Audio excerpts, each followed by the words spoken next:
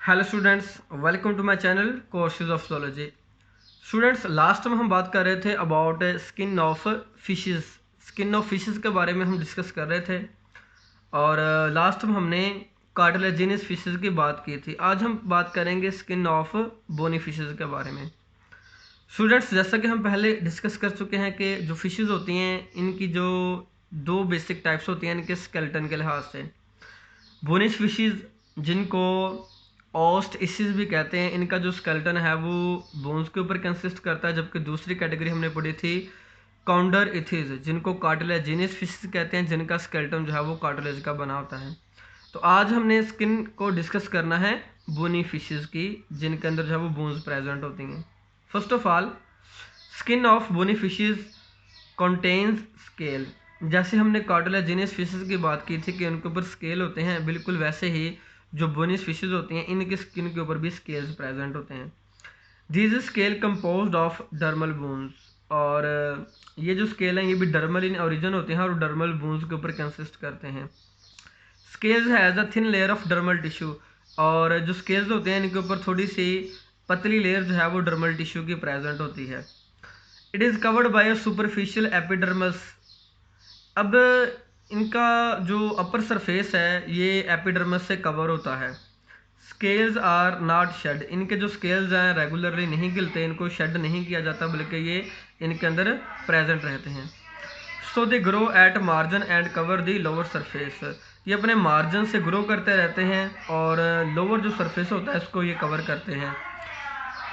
Growth line are present in many bony fishes. अब जो scales होते हैं, क्योंकि ये गिरते नहीं है, जैसे जैसे फिश ग्रो करती है वैसे वैसे स्केल्स भी ग्रो करते हैं। तो फिश के ग्रो करने के साथ साथ इनके जो स्केल्स होते हैं उनके ऊपर ख़ास जो ग्रोथ लाइंस है वो बन जाती हैं। अब ये जो ग्रोथ लाइंस होती हैं these are very beneficial in determining the fish age. इन ग्रोथ लाइंस को काउंट करके हम फिश की जो एज होती है उसको इजीली काउंट कर सकते हैं, क्योंकि साल में मोस्टली एक दफ़ा ये ग्रो करते हैं और हर दफ़ा जब ये ग्रो करते हैं तो उनके ऊपर एक ख़ास ग्रोथ लाइन बन जाती है। फिर ग्रो करते हैं, फिर ऐसे ग्रोथ लाइन बनते हैं, तो रिस्पेक्टिवली इनके ऊपर ऐसे ग्रोथ लाइन बनती रहती हैं। तो ग्रोथ लाइन को हम काउंट करके इनकी जो एज है उसको डिटरमाइन कर सकते हैं कि फ़िश की जो एज है वो कितनी है। So these growth line that are present on the scale are very beneficial to determine the age of fishes. तो ये ग्रोथ लाइन जो मछली की एज है, फिश की एज है, इसको डिटरमाइन करने में, इसका पता चलाने में एक अहम रोल प्ले करती है। उसके बाद हम देखेंगे फंक्शन ऑफ स्किन के, जो बोनी फिशेस की स्किन है ये कौन कौन से फंक्शन परफॉर्म करती है। First of all, they're involve in respiration. हमें पता है कि जो बोनी फिशेस होती हैं इनकी स्किन काफ़ी हद तक परमिएबल होती है। परमेबिलिटी की वजह से ये इन्वॉल्व होती है गैस एक्सचेंज के अंदर। इनकी जो स्किन होती है इसके अंदर ब्लड सप्लाई जो है वो इनॉर्मस अमाउंट के अंदर जो है वो प्रेजेंट होती है, ब्लड कैपिलरीज का नेटवर्क प्रेजेंट होता है। तो वहाँ से इजीली जो है वो गैस एक्सचेंज होती है। ये इन्वायरमेंट से ऑक्सीजन लेते हैं और इन्वायरमेंट के अंदर कार्बन डाइऑक्साइड जो है वो अपनी बॉडी से रिलीज कर देते हैं। So prime function of skin is involve in respiration. Second, they have mucus gland in the skin. इनकी एपिडर्मस के अंदर जो है ये म्यूकस ग्लैंड मौजूद होते हैं। अब ये एपिडर्मल म्यूकस ग्लैंड का काम क्या होता है कि ये स्किन के ऊपर बैक्टीरियल और फंगल इन्फेक्शन से बॉडी को प्रिवेंट करते हैं। बैक्टीरिया और फंजाई स्किन के ऊपर अटैक नहीं कर सकते। इसके अलावा ये जो म्यूकस है ये स्किन को स्लाइमी बनाते हैं और फ्रिक्शन को कम करते हैं। जब ये पानी के अंदर मूव करती हैं तो वाटर फ्रिक्शन को कम करती है, प्लस प्रीडेटर के अटैक से भी इनको प्रिवेंट करती हैं। ये जो म्यूकस है स्किन को जब स्लाइमी बनाता है तो प्रीडेटर इजीली इन फिशेस को कैच नहीं कर सकते।